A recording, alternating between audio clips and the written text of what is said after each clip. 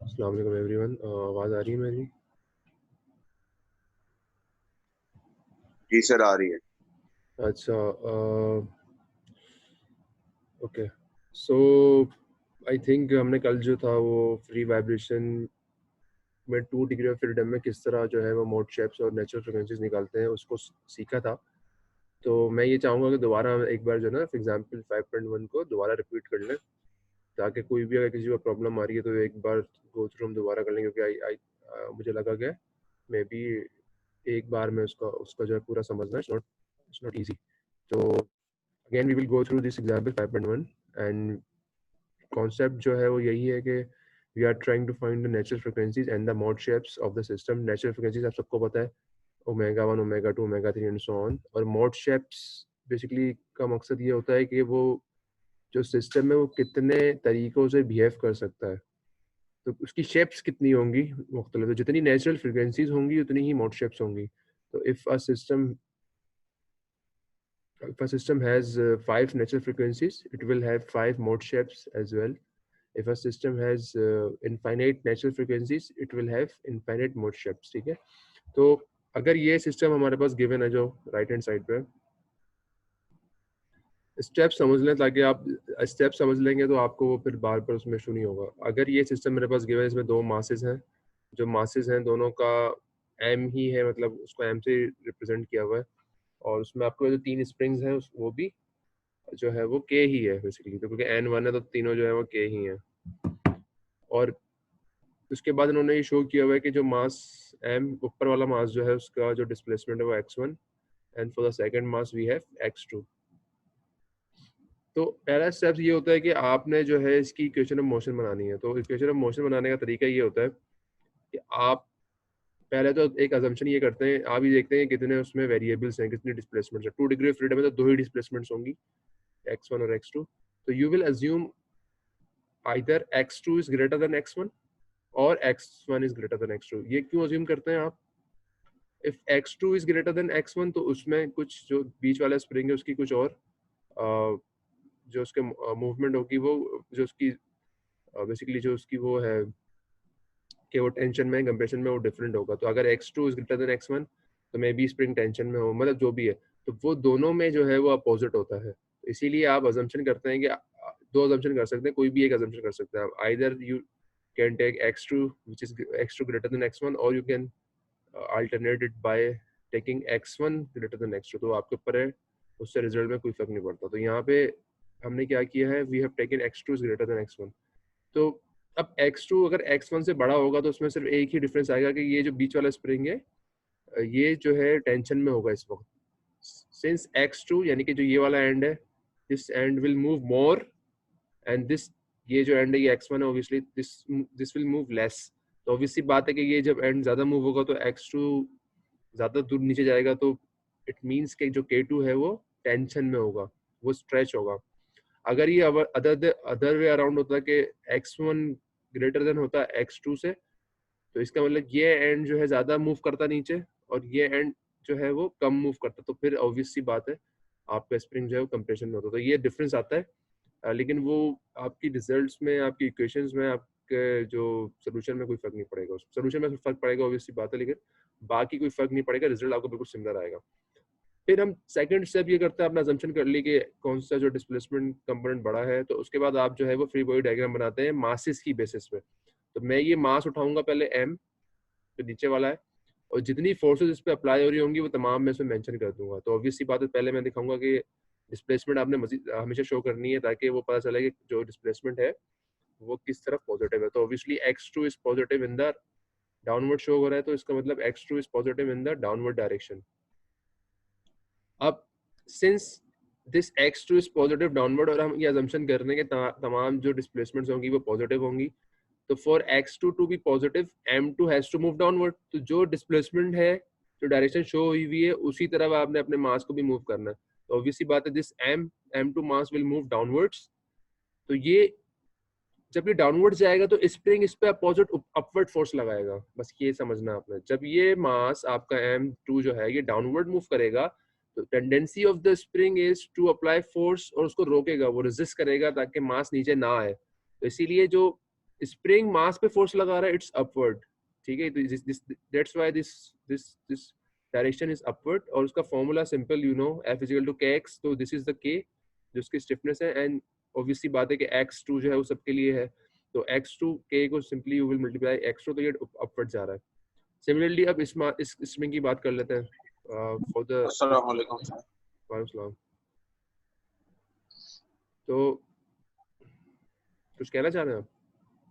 नहीं नहीं सर, कुछ ओके, तो अच्छा, तो फिर जब मास अपवर्ड वाला मास है इसको भी देख लेते हैं ताकि ये वाला स्प्रिंग्स को हम चेक कर सकें। ऑब्वियसली बात है, again the x1 is in the downward direction, तो this m1 will also move downward, हम अजम्पशन कर रहे हैं। तो if this mass m1 will move downward, तो स्प्रिंग जो है उसकी टेंडेंसी होगी कि इसको अपवर्ड खींचे, रेजिस्ट करेगा वो, ठीक है। जो तो स्प्रिंग जो इस मास के ऊपर फोर्स लगाएगा that would be upward, in upward direction, तो दैट्स व्हाई जो फोर्स आ रही है आपके पास स्प्रिंग की, इट्स kx1 और अपवर्ड जा रही है। डायरेक्शन को सही शो करना इट्स वेरी इंपॉर्टेंट, ठीक है। तो mass when m1 moves downward, the spring k1 will apply force in the upward direction, उसको रोकेगा वो कि नीचे ना जाए, वो रेजिस्ट करेगा, तो that's why this force of the spring on the mass is kx1 और अपवर्ड है ये। kx1 ऑब्वियसली बात है कि आपके पास स्प्रिंग की stiffness is k, and the displacement जो वेरिएबल इज x1, तो you can obviously just multiply k into x1, तो ये अपवर्ड जा रहा है। नाउ अब इस स्प्रिंग की बात आ गई, since x1 is x2 is greater than x1, जो कि assumption हमारी ये वाली है, तो obviously बात है this spring will be in tension, तो जब ये स्प्रिंग टेंशन में होगा तो ये इसका ये वाला एंड भी अपवर्ड मूव करने की कोशिश करेगा, मास को ये ऊपर की तरफ धकेलने की कोशिश करेगा, और ये वाला एंड भी जो है वो डाउनवर्ड की तरफ धकेलने की तरफ मूव करने की कोशिश करेगा इस मास को, यानी कि ये स्ट्रेच हो रहा है। तो जब स्प्रिंग टेंशन में है, it's trying to stretch itself, ठीक है। बट जो मासेस जो उसकी टेंडेंसी होगी, लेकिन जो जो उस पर अफेक्ट होगा वो अपोजिट होगा। तो जो जब आप इसको जो है वो इसको डाउनवर्ड और इसको भी डाउनवर्ड लेके जाएंगे, तो स्प्रिंग की टेंडेंसी तो उसकी होगी कि वो जो है स्ट्रेच हो रहा है, लेकिन उसमें जो फोर्स लगाएगा वो अपोजिट लगाएगा, ऑब्वियसली बात है। तो दैट्स व्हाई जब ये स्ट्रेच करने की कोशिश करेगा स्प्रिंग, ठीक है, तो जो फोर्स मासेस पे लगेंगी वो अपोजिट होगी। दैट्स व्हाई जो आप फोर्सेस देख रहे हैं, ये दोनों, ये जो है, ये जो दोनों फोर्सेस हैं, ये काइंड ऑफ कंप्रेशन में है। तो जब स्प्रिंग टेंशन में है तो मास के ऊपर जो फोर्स लगेगी वो कंप्रेशन में होगी, ठीक है। तो हमेशा आपने देखना है कि फोर्सेस अपोजिट होनी चाहिए। तो स्प्रिंग की फोर्स अगर मैं दिखाना चाहूँ आपको, अगर कंफ्यूजन अभी भी है इसमें, तो लेट मी शो यू। तो स्प्रिंग की फोर्स जो है वो इस तरह होगी, ठीक है, क्योंकि टेंशन में है तो आउटवर्ड होगा ये, ठीक है। तो ये स्प्रिंग की फोर्स है क्योंकि टेंशन में है। But on the forces on the masses, उसको आपको जो साथ वाली फोर्स है वो देखनी पड़ेगी। तो अगर ये फोर्स जो है अपवर्ड जा रही है, तो मास पे ये जो फोर्स होगी ये डाउनवर्ड जाएगी। तो हमने ये वाली फोर्स इस्तेमाल करनी, क्योंकि हम तो मास पे जो फोर्स लग रही है उस पर इंटरेस्टेड है ना। तो अगर स्प्रिंग टेंशन में है तो दोनों जो ये आपका पार्ट है, ये स्प्रिंग वाला है, ये दोनों जो है अपोजिट जा रही हैं, और दोनों जो है ये एक्सटेंड करवा रही हैं। बट जो फोर्स मास पे लगेगी वो उस एरो के अपोजिट होगी। तो अब जो फोर्स मास m2 पे लगेगी वो भी अपवर्ड जा रही होगी आपकी, क्योंकि ये जो फोर्स, ये जो आपके पास एरो है डाउनवर्ड जा रहा है, तो जो मास m2 पे नीचे की तरफ फोर्स लगेगी वो अपवर्ड जाएगी। तो दैट्स व्हाई यहाँ पे जो दोनों फोर्सेस हैं वो ये वाली, जो यहाँ जो आपको दोनों फोर्सेस शो की गई हैं इस मासेस के ऊपर, वो ये वाली हैं, जो ये ऊपर सबसे ऊपर वाली और सबसे नीचे वाली, ठीक है। अच्छा, अब फॉर्मूला कैसे लगता है? फॉर्मूला आपका सिमिलर होता है चाहे आप कुछ भी कर लें। फॉर्मूला ऑब्वियसली बात है, k is the spring constant, तो आप डिफरेंस लेते दोनों का। डिफरेंस कैसे लेंगे? Since x2 is greater than x1, ये हम अजम्पशन कर चुके हैं, तो simple multiply the difference of x2 minus x1, that's it. तो x2 माइनस x1 को आप k से मल्टीप्लाई करते हैं, that's the force for you. अगर आप ये अपोजिट लेते हैं कि x1, अगर आप इसको अपोजिट लेते हैं कि x1 is greater than x2, तो यहाँ पे जो डिफरेंस आता है वो सिर्फ ये आता है कि k होता और x1 माइनस x2 होता। तो जो आपने इसको हमेशा पॉजिटिव रखना है। तो if x2 is greater than x1, obviously बात है कि आप डिफरेंस जो लेंगे it should be x2 minus x1, ठीक है। तो वो उससे लेकर आपके रिजल्ट में कोई फर्क नहीं पड़ेगा। नाउ आपने दो इक्वेशंस बनानी है, हर मास के लिए दो डिफरेंट इक्वेशन बनेगी। तो so this one is I think for the mass 2, इसकी वाले के लिए। तो अच्छा, F summation F is equal to M है, वही फॉर्मूला है। तमाम forces since x2 is positive downwards, तो कोई भी फोर्स जो अपवर्ड जा रही होगी वो नेगेटिव होगी, ठीक है। तो जो x2 की डायरेक्शन में फोर्सेस होंगी वो पॉजिटिव है, और जो x2 के अपोजिट होंगे वो नेगेटिव है, सिंपल। तो इसीलिए यहाँ पे mx डबल डॉट टू ये तमाम फोर्सेस का सम है। जो राइट हैंड साइड है ये तमाम फोर्सेस का सम है आपके पास, और जो लेफ्ट हैंड साइड है ये आपका ma है। तो ma तो सिंपल है, this is the mass, x2 को डबल डॉट लगा दें तो वो ma बन गया। बाकी तमाम फोर्सेस जो हैं वो ऊपर की तरफ जा रही हैं, अपोजिट है इस x2 से, तो ऑब्वियसली बात है कि वो तमाम नेगेटिव है। तो ये माइनस kx2 ये वाली फोर्स आ गई, और माइनस kx2 माइनस x1 ये वाली फोर्स आ गई। Now you need to rearrange it. Rearrange कैसे करेंगे कि आप तमाम टर्म्स जो x की टर्म, x1 की टर्म, x2 की टर्म है, सबको एक साथ लिख देंगे। तो यहाँ पे तो टर्म्स जो है वो एक ही टर्म है, मतलब x डबल डॉट 2 के साथ भी एक टर्म है, x1 के साथ भी एक टर्म है, तो x2 के साथ भी एक टर्म। तो this is your equation number A। Similar thing we'll have to do for this mass which is m1. So again x1 is positive downward, so every force going in x1 direction is positive and otherwise is negative, vice versa. तो obviously बात है कि kx1 जो है वो negative होगी अब, और जो kx2 minus x1 है वो positive होगी। That's why you are saying positive sign here and negative sign here. और again उसको rearrange करेंगे तो you will get the equation for the mass 1। अब आपने इसको मैट्रिक्स फॉर्म में लिखना है। तो मैट्रिक्स फॉर्म में लिखने का तरीका सिंपल यही होता है कि आप पहले हम बी वाले को लिखते हैं और फिर ए वाले को, क्योंकि बी वाला जो है वो x1 से रिलेट कर रहा है, और जो ए वाला है वो x2 से कर रहा है। तो we will write the first equation, पहली जो इक्वेशन है वो पहले इस्तेमाल करेंगे हम। तो करना क्या होता है यहाँ पे, सबसे पहले आप वेक्टर्स बनाते हो। मैंने कल भी बताया था आपको कि आप सिर्फ ये वेक्टर बना देंगे, आप जो ये एक्सेलरेशन का वेक्टर है जिसमें आपके पास एक्सेलरेशन ऑफ मास 1 और एक्सेलरेशन ऑफ मास 2 है, और फिर यहाँ पे डिस्प्लेसमेंट का वेक्टर बना देंगे। और 2 डिग्री ऑफ फ्रीडम में तो हमेशा 2/2 का मैट्रिक्स साथ बन जाएगा, उसे खाली छोड़ दें उसको 2/2 के मैट्रिक्स को, ठीक है। अच्छा, अब अगर हम पहली जो ये जो पहली इक्वेशन है ये बी है, और जो सेकंड ये वाली इक्वेशन है ये ए है। तो you are just multiplying the rows with column, ठीक है। तो अगर आप देखें ये जो m है ये इससे मल्टीप्लाई होगा, और प्लस होगा ये 0 इससे मल्टीप्लाई होगा, ठीक है। तो वो एक्सेलरेशन की टर्म बन जाएगी। तो अगर आप बी इक्वेशन में देखेंगे तो आप देख सकते हैं कि जो x डबल डॉट 1 उसके साथ m है, और x डबल डॉट 2 है उसके साथ कुछ भी नहीं है, that's why there is a zero sign here, ठीक है। तो m आ गया जो कि x डबल डॉट 1 के साथ मल्टीप्लाई होकर ये टर्म बना देगा, दिस टर्म। और यहाँ 0 क्यों आया, क्योंकि 0 जब x डबल डॉट 2 के साथ मल्टीप्लाई होगा तो 0 आ जाएगा। और वो ऑब्वियसली बात है कि इस इक्वेशन के अंदर you don't have a term which has x double dot 2, that's why there is a zero sign here। हमको 0 कर रहे हैं, खत्म हो गया वो। Similarly अगर आगे चलेंगे आप तो x1 के साथ you have 2k, तो ये टर्म जो है वो x1 के साथ मल्टीप्लाई होती है, ठीक है। तो वो 2k आ गया, और जो ये वाली टर्म है ये x2 के साथ मल्टीप्लाई हो रही है, तो दिस इज माइनस k। जो माइनस k की टर्म्स थी वो यहाँ आ गई। तो again this row is getting multiplied with this column, ठीक है। तो 2k is getting multiplied with x1 which will, तो ये आ गया, ये रिजल्ट आ गया, and then minus k is getting multiplied with x2, तो ये रिजल्ट आ गया आपका। इट्स वेरी सिंपल, अगर एक बार समझ जाएंगे तो आपको मसला नहीं होना चाहिए। Again for the equation a, अब यहाँ पे x डबल डॉट 1 नहीं है आपके पास, इस पूरी इक्वेशन में x डबल डॉट 1 नहीं है, तो that's why there is a zero sign here, there is a zero here, क्योंकि ये 0 x डबल डॉट 1 से मल्टीप्लाई होगा, तो इसीलिए यहाँ पे 0 है, क्योंकि वहाँ पे जो आपके पास इक्वेशन नंबर ए है उसमें x डबल डॉट 1 के साथ तो वो जो है वो टर्म ही नहीं है, तो कोई टर्म नहीं, तो 0। और जो x डबल डॉट 2 है उसके साथ m जो है वो मल्टीप्लाई हो रहा है, तो that's why there is a m sign here, ठीक है। तो 0 will get multiplied with x double dot 1, m will get multiplied with x double dot 2, तो दैट्स व्हाई ये आपके पास जो है बन के आ जाएगी टर्म। सिमिलरली जो आपके पास बी पार्ट उसमें जो ए है उसमें फिर आप you will multiply again x1 के साथ k माइनस के है, तो देर यहाँ पे माइनस के आ गया, और जो x2 के साथ है उसमें 2k है, तो यहाँ पे 2k आ गया, एंड सो ऑन। और 0 है यहाँ पे, फोर्स तो कोई है नहीं, लग नहीं रही। तो ये कॉन्सेप्ट होता है। नाउ अगर इस इक्वेशन को हम देखना चाहें तो this is your mass matrix, this is your mass matrix, जो एक्सेलरेशन के साथ मैट्रिक्स बन के आ रहा है आपको 2/2 का, this is your mass matrix. और जो आपका डिस्प्लेसमेंट के साथ बन के आ रहा है दैट्स योर स्टिफनेस मैट्रिक्स, ठीक है। और अगर डैम्पिंग के साथ बन के कोई आता तो वो आपका डैम्पिंग मैट्रिक्स कहलाता। अब ये तो कर लिया। अब नेचुरल फ्रीक्वेंसी निकालने के लिए आपने फॉर्मूला लगाना है सिंपल सा, जो आप इस्तेमाल करते हैं, जो पीछे हमने दिखाया था। मैं एक बार और दिखा देता हूँ।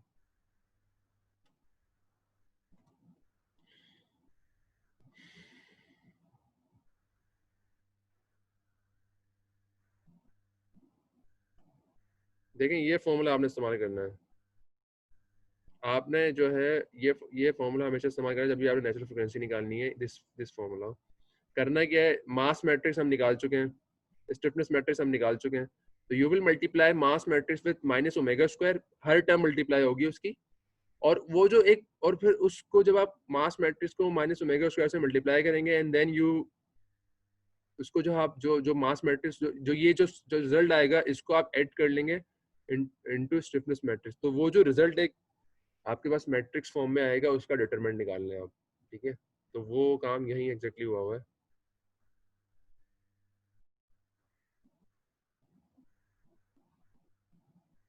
ये जो काम है वो एग्जैक्टली यहाँ पे फिर हमने ये जो मैट्रिक्स है बेसिकली वही है कि इसमें आपने इस मैट्रिक्स में क्या किया, आपने you multiplied, this is mass matrix, तो you multiplied this mass matrix with minus omega square, और फिर उसको माइनस ओमेगा स्क्वायर जो फिर जो रिजल्ट आया उसको आपने इस स्टिफनेस मैट्रिक्स में ऐड कर लिया, तो वो जो रिजल्ट आया है वो ये आपके पास ये जो अंदर मैट्रिक्स लिखा हुआ है ये आ गया है, ठीक है। तो दिस मैट्रिक्स जो ये मैट्रिक्स है आपके पास, this is nothing but minus omega square M plus K, और उसका डिटरमिनेंट निकालिए। अब उसका डिटरमिनेंट निकालेंगे आप तो you will get equation obviously, and that's a quadratic one, ठीक है।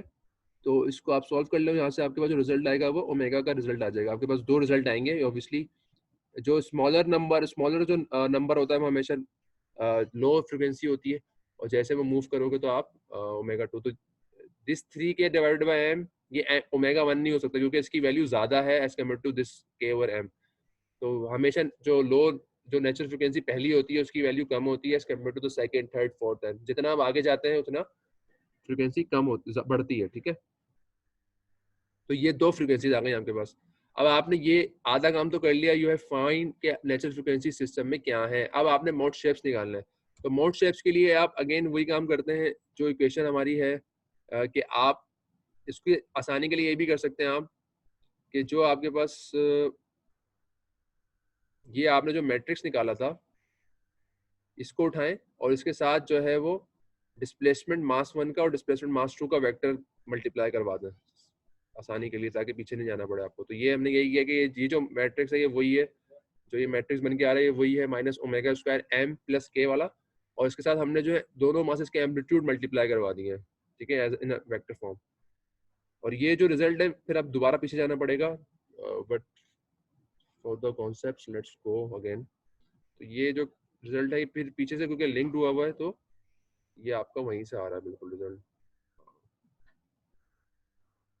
ये जो रिजल्ट है आपका ये बेसिकली वही है। तो ये this is just a moment, तो ये जो रिजल्ट आपका आ रहा है बेसिकली वहीं से आ रहा है। दिस इज जो आपका मैट्रिक्स है, this is your mass matrix, और सॉरी ये माइनस ओमेगा स्क्वायर एम और प्लस के वाला मैट्रिक्स है, फिर ये x1 x2 है, और ये तो रिजल्ट आ रहा है आपका। तो this thing will become zero, अगर मैं इसको वहां ले जाऊंगा तो ये जीरो हो जाएगी। तो ऑब्वियसली बात है कि आपके पास एक जो मैट्रिक्स था minus omega square M plus K, और उसके साथ जो एम्पलीट्यूड ने मल्टीप्लाई हो रहा है सिर्फ यही बचेगा। तो यही हमने वहां पे हम इसको लेके गए हैं ताकि हम उसकी मोड शेप्स निकाल सकें।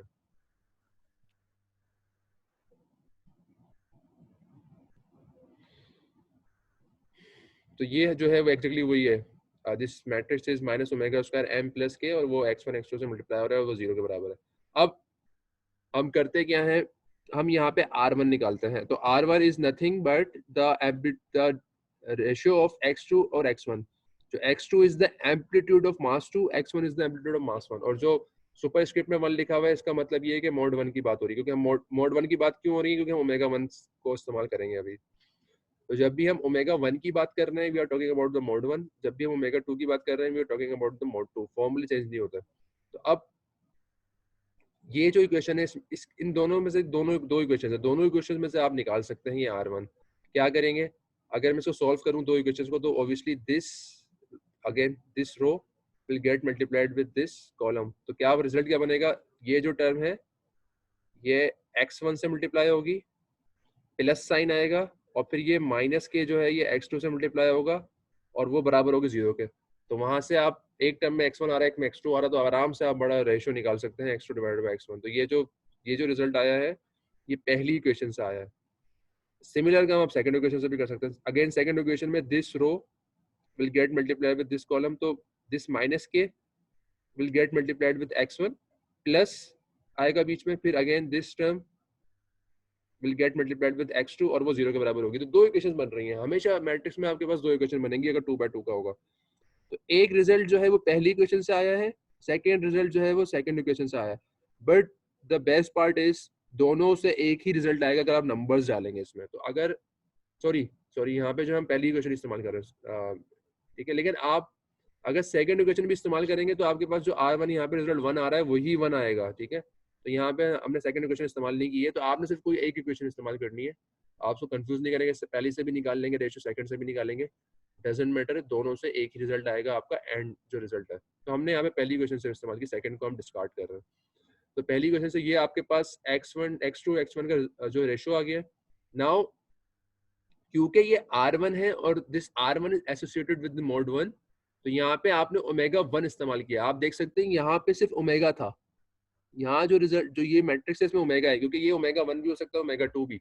But since now we are talking about the first mode and we are talking about the R1, तो ऑब्वियसली यहाँ पे जो ओमेगा है वो हम उसको ओमेगा 1 कर देंगे। नाउ यहाँ जो ओमेगा 1 है इसकी जगह obviously I can write this k divided by m। तो मैं यहाँ पे k डिवाइडेड बाय m डालूंगा, m कैंसिल आउट होगा और सॉल्व करेंगे तो k जो है वो भी ऊपर नीचे कैंसिल आउट होंगे, तो 1 बचेगा खाली। तो दिस R1 इज 1। इसका R1 का मतलब क्या है? 1 का मतलब ये है कि x2 और x1 दोनों बराबर है, ठीक है ना, कि अगर मैं x1 को वहां ले जाऊंगा तो 1 से मल्टीप्लाई होगा एंड सिमिलर। और इसका मतलब ये है जब x2 और x1 बराबर है, इसका मतलब ये है एट अ गिवन पोजीशन जो दोनों का एम्पलीट्यूड है, यानी कि मास 1 और मास 2 दोनों का एम्पलीट्यूड किसी गिवन टाइम सिमिलर होगा, बिल्कुल वो x बिल्कुल एक ही पॉइंट में होंगे वो, ठीक है। अच्छा, what about second mode? Second mode में एग्जैक्टली यही फॉर्मूला रहेगा, बस फर्क क्या आ रहा है, यहाँ पे R1 था first mode, now we have R2 which is associated with the second mode. तो यहाँ पे सिर्फ फर्क ये आएगा, सुपरस्क्रिप्ट में यू हैव 2, जो कि सुपरस्क्रिप्ट हमेशा ये शो करता है किस मोड की बात हो रही है। तो ये 2 का मतलब है कि हम मोड नंबर 2 की बात कर रहे हैं। और फर्क सिर्फ क्या आएगा कि ओमेगा, जो यहाँ पे ओमेगा था, यहाँ पे जो ओमेगा 1 था, for the second mode we have omega 2, simple. तो ओमेगा 2 क्या है? ओमेगा 2 की वैल्यू ये है। अगेन हम ओमेगा 2 की वैल्यू जो है वो ओमेगा 2 में डालेंगे, सिंप्लीफाई करेंगे तो यू विल गेट -1। अब -1 का मतलब क्या है? -1 का मतलब ये है कि x2 will be equal to -x1 in mode 2।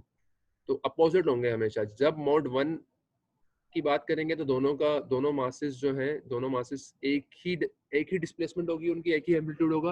लेकिन अगर हम सेकंड मोड की बात करें तो दोनों मासेस का जो एम्पलीट्यूड है वो बिल्कुल अपोजिट होगा। उसका नंबर तो सेम होगा क्योंकि -1 ही आ रहा है, 1 आ रहा है ना, बट माइनस से ये होगा कि अगर if m1 is positive then m2 has to be negative, m2 की डायरेक्शन जो है वो नेगेटिव। इस तरह if x1 is positive, x2 has to be negative. If x1 is negative, x2 has to be positive because of this minus sign here. और फिर ये तो फॉर्मूले हैं, ये आप लिखना चाहें तो लिख सकते हैं, बट इसकी ज़रूरत नहीं है, तो इसको आप स्किप भी कर देंगे, it's okay.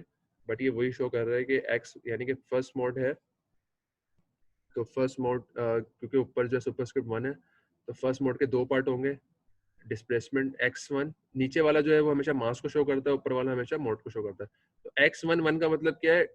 Displacement of mass 1 in mode 1, और x21 का मतलब ये है displacement of mass 2 in mode 1। तो हम क्योंकि टोटल जो है वो मोड 1 की बात करें तो दोनों जो है ऊपर 1 1 ही आएगा। और फिर obviously you can write x1 in terms of cosine वगैरह। और सिमिलरली फॉर x2, अब यहाँ पे जो सुपरस्क्रिप्ट है वो 2 है, तो इसका मतलब we are talking about specially for the mode 2। तो मोड 2 में सिर्फ फर्क क्या आएगा? x सिर्फ ऊपर 2 आ जाएगा।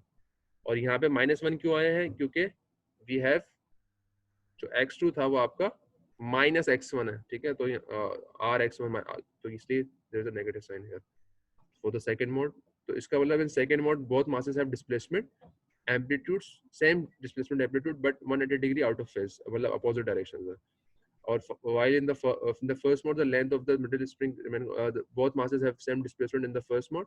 In the first mode the length of the middle spring remains constant.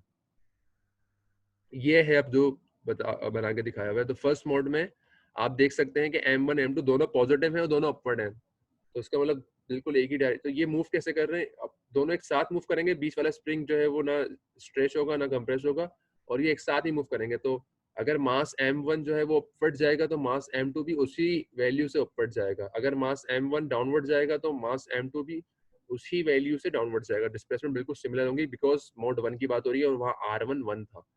In second mode opposite है, if mass M1 go upward then mass M2 will go downward. Similarly अगर mass M1 downward जाएगा तो M2 जो है वो upward जाएगा। तो हमेशा अपोजिट होंगे ये, क्योंकि मोड 2 की बात हो रही है। मोड 2 में R2 जो था वो -1 था, और यहाँ से भी ये शो हो रहा है if M1 is positive M2 is negative, ठीक है, और अगर M2 पॉजिटिव होता तो M1 नेगेटिव होता। तो दिस इज योर मोड्स।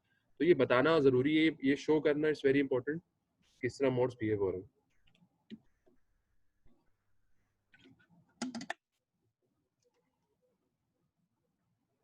अच्छा, फिर हमने एग्जाम्पल 5.2 की थी, जिसमें जो है हम, अच्छा यहाँ पे किसी को सवाल है तो कर ले, मैं सोच रहा हूँ कि इसको हम नेक्स्ट वीडियो में कर लें ताकि कंफ्यूजन ना हो।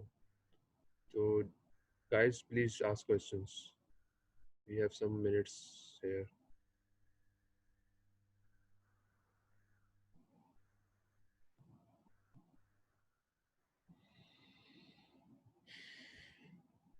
Anyone, just let me know if you're understanding. I'm not sure about it. Message ही कर दे कोई, चैट पे लिख दे कोई, बोल दे। क्लियर है सर अभी तक। चलो गुड है, ओके। Anyone else?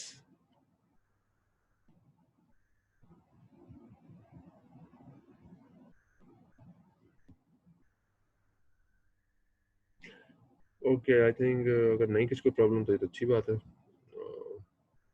अच्छा, अगला वाला जो 5 example I think is, just let me know, टक रहा है थोड़ा सा। ओके, जो 5.2 है उसमें हमने ये देखना था कि जो इनिशियल कंडीशंस टू एक्साइट, देखें आप जो है ना एक खास मतलब मोड्स डिफरेंट हैं, दो मोड्स हैं जो एग्जांपल 5.1 था उसी की एक्सटेंशन है एग्जांपल 5.2। तो आप जो है अपने हिसाब से भी मोड्स जो है वो वाइब्रेट करवा सकते हैं, कि आप ये चाहें कि सिर्फ मोड 1 वाइब्रेट हो, मोड 2 जीरो हो बिल्कुल। And similarly you can also say कि सिर्फ मोड 2 वाइब्रेट हो और मोड 1 जीरो हो, ठीक है। तो ये चीज आपके पास है, आपके पास मौजूद है ये चीज, कि आप अगर चाहें तो ये कर सकते हैं कि आप सिस्टम में सिर्फ मोड 1 वाइब्रेट करवाएं और मोड 2 उसमें जीरो हो। And similarly you can do the opposite as well, कि मोड 2 जो है वाइब्रेट हो और मोड 1 जीरो हो। और तीसरा भी हो सकता है जिसमें मोड 1 और मोड 2 दोनों हो, जो कि नॉर्मली होता है, ठीक है। द थर्ड वन इज जिसमें मोड 1 भी हो और मोड 2 भी हो। लेकिन यहाँ पे जो एग्जाम्पल 5.2 है इसमें हम जो है वो इनिशियल कंडीशंस निकालना चाह रहे हैं जिसमें स्पेसिफिक मोड वाइब्रेट हो। देखें, this is a free vibration, there is no force.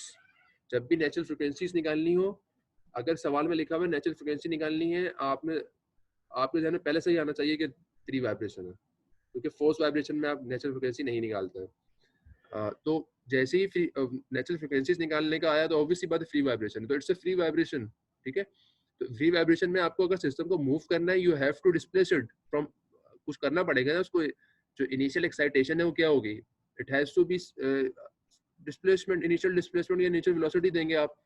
That's why यहाँ लिखा हुआ है कि जो इनिशियल कंडीशंस हैं वो मुझे बताएं ऐसी कि जिससे स्पेसिफिक मोड्स जो है वाइब्रेट हो।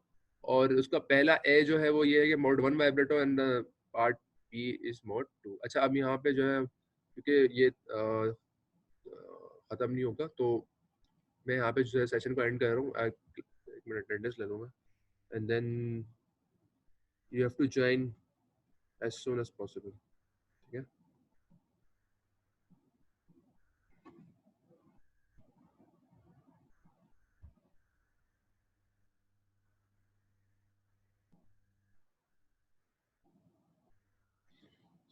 Okay, so guys please join as soon as possible. मैं यहाँ पे सेशन को एंड कर रहा हूँ, फिर वहाँ पे हम स्टार्ट करते हैं।